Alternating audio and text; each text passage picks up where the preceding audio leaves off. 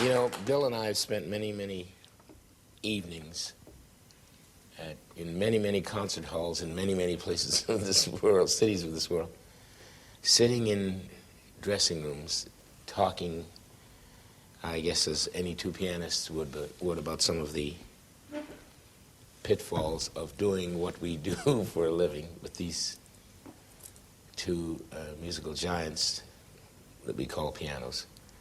And one of the points that I wanted to talk to Bill about tonight was his feelings about the piano, his instrument. It's been his instrument all his life.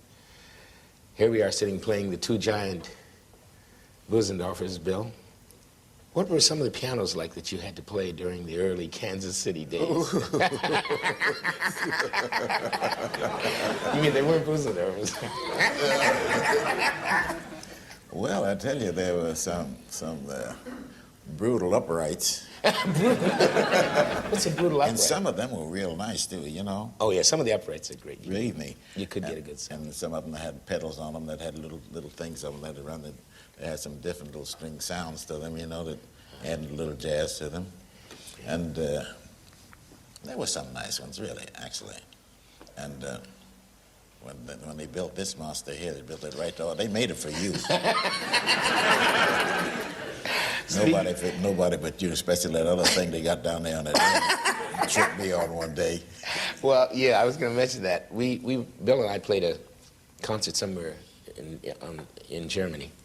And, of course, the earlier models of this particular piano were like the one I'm using at the moment. Bill doesn't have it on his. Mine is an earlier model because it has a flap on it that opens because there are extra keys. And at that time, they used to leave the keys, the extra keys, in their normal white and black configuration. Now, of course, on Bill's piano, the one he's using today, they paint those black.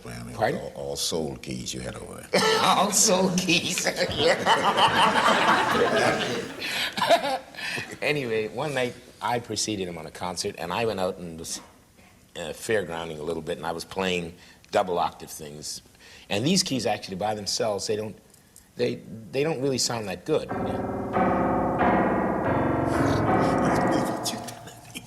I'm telling you now. But in tandem with octaves, then it gives a lot more body.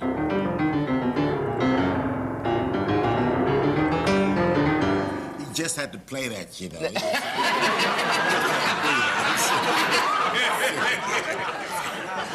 So I went out and I was playing this with the trio, and inadvertently forgot and left the flap open.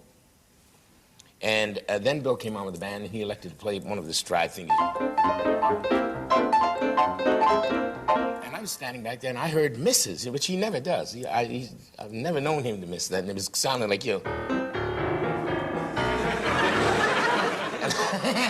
And I went out, and I looked at Bill, and he had made the mistake of looking down at the keyboard. I had left the flap open, and of course, with the extra notes, it threw his perspective. And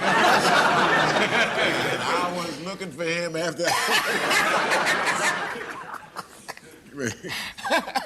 But you know, actually, what do you like in the way of a piano, Bill? What type of piano do you like to? What do you like in the way of a feel? Well, I don't know, just a good feel. I mean, this is a beautiful piano that I'm sitting in front of now. Really. Does it affect you? How does it affect your playing? If you, for instance, you're a very speculative player. You are thoughtful. You're very sparse. We all know this because this is the one thing you brought to the jazz world. And if you ran into a piano that is very light, let's say, does it have any particular reaction on you?